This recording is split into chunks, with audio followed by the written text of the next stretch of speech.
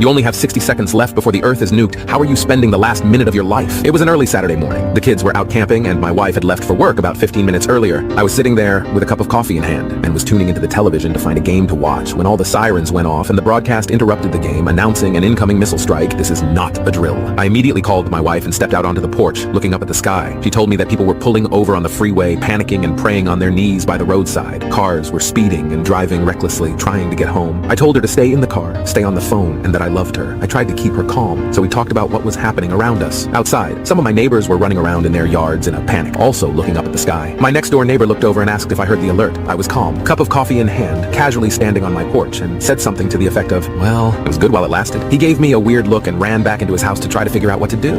I remember it being a nice, sunny, and beautiful morning. I honestly had the feeling that if this was the end, I was satisfied. It was such a strange feeling of calm. Some people panic, others just accept the inevitable.